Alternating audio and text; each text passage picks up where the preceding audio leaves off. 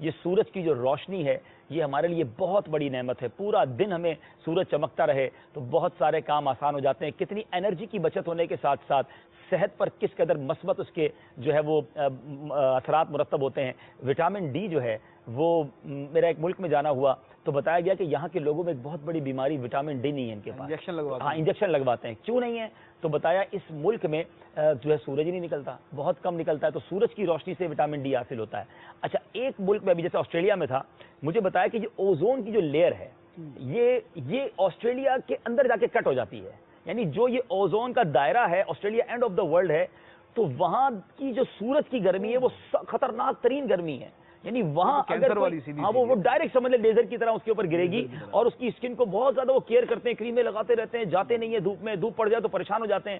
اب میں سوچنے لگا ہمیں تو پتہ ہی کچھ نہیں یہ چیزوں کا, ہمارے پاس مطلب اللہ کی مہربانی. اچھا, میں دعوے سے کہہ سکتا ہوں کئی ایسے ملک ہیں جہاں پر اگر شاید 5 منٹ کے لیے بجلی چلی جائے یا 5 منٹ کے لیے گیس چلی جائے, وہ پورا کا پورا ملک مر جائے گا. مثال کے طور پہ آپ جو -25 ڈگری میں رہ رہے ہیں, اگر وہاں ہیٹر بند ہو جائے صرف 5 منٹ کے لیے, وہ سارے, مطلب میں ایسے 2-3 ملکوں میں رہا ہوں کہ جہاں 25-30 سیکنڈ کے لیے ہیٹر سے باہر نکلنے کا موقع ملا تو تھوڑی دیر میں حالت خراب ہو گئی. اور جیسے ہی پھر ہیٹر میں گئے تو میں سوچنے لگا یا اللہ, یہ کمرے کا اگر میں رات کو سویا ہیٹر بند ہو گیا تو, یعنی وہ کنیکٹو ہے ان تمام ٹیکنالوجیز سے. اگر وہاں یہ ٹیکنالوجیز تھوڑی دیر کے لیے ختم ہو جائیں, اب میں سوچوں کہ اگر وہاں لائٹ جاتی ہوتی, وہاں یہ سب چیزیں نہ ہوتی, ہمارے وطن میں پورا دن لائٹ نہ ہو, چاہے سردی ہے چاہے گرمی, ہم زندہ تو رہ سکتے ہیں نا. ٹھیک ہے تکلیف ہوتی ہے, یہ بہت بڑی نعمت ہے. اگر ہمارے پاس اتنی سردی پڑتی ہوتی یا ہماری اتنی گرمی ہوتی کہ ہم زندہ, اب جیسے عرب ممالک ہیں, آپ وہ امیجن نہیں کر سکتے بغیر ایئر کنڈیشن کے. اگر جون جولائی کا مہینہ ہو, آپ 5-10 منٹ کسی روم میں نہیں بیٹھ سکتے اگر تھوڑی دیر کے لیے اے سی بند ہو جائے. تو یہ اللہ کی, ٹھیک ہے, مگر ہمیں اللہ تعالیٰ نے, اب ہم اس طرح ٹیکنالوجی وائز ترقی نہیں کر سکے ابھی تک کہ وہ لائٹ وغیرہ کے معاملات میں, تو یہ موسم کا کتنا بڑا سپورٹ ہے کہ ہم پورا دن بغیر اے سی کے, بغیر پنکھے کے, بغیر لائٹ کے بھی گزارا کر سکتے ہیں. تو میرے میٹھے اسلامی بھائیوں, موسم ایسے ایسے دنیا میں موجود ہیں کہ آپ امیجن نہیں کر سکتے. کہ مجھے اچھی طرح یاد ہے کہ میں ایک ملک میں گیا تو وہ بارش ہونے لگی, مجھے بڑا اچھا لگا.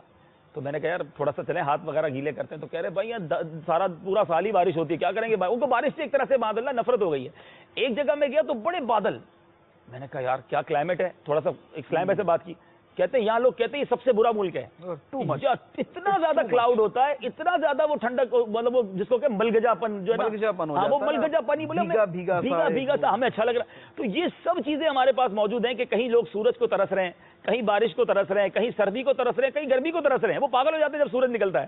اللہ تعالیٰ نے ہمیں ایک ہی ملک میں سارے موسم دیے. اور بہت خوبصورت بات یہ ہے کہ دنیا کے کوئی ایسے ملک شاید ہی ہوں کہ جہاں سمندر بھی ہو. 47 کنٹریز ایسی ہیں دنیا میں جہاں سمندر ہی نہیں ہے.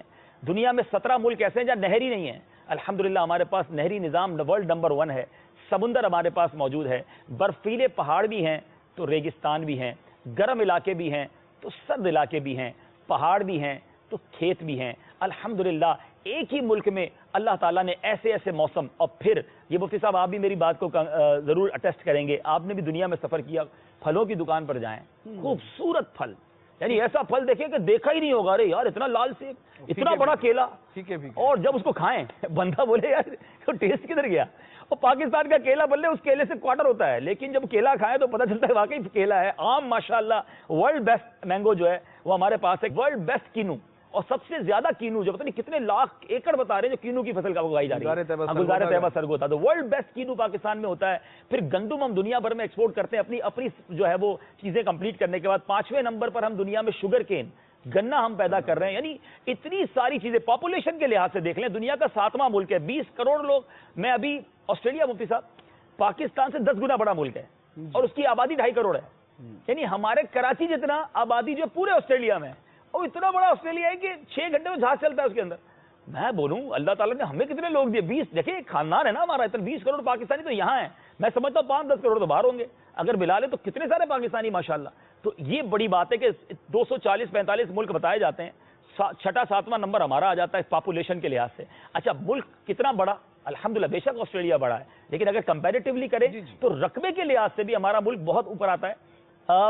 آپ نے تو یورپ اب گئے ہیں اور UK بھی گئے ہیں, کئی ملکوں کے اندر تو صبح 2-3 گھنٹے میں ملک ختم ہو جاتا ہے. ہم مطلب گاڑی میں بیٹھے ہو باتیں کر رہے ہو تو پتہ چلا ملک پورا ہو گیا. تو ہمارا وطن مربع کلومیٹر بتایا جاتا ہے. ہمارا ماشاءاللہ ملک جو ہے وہ 8 لاکھ مربع کلومیٹر اس کی جو حدود اربع ہے. تھوڑا سا کم ہے، یعنی 7,96,000 سم تھنگ، اسے میں نے کم و بیش کہا. اور پھر 1046 کلومیٹر ہمارے پاس ساحلی پٹی، یعنی یہ اتنی بڑی نعمت ہے.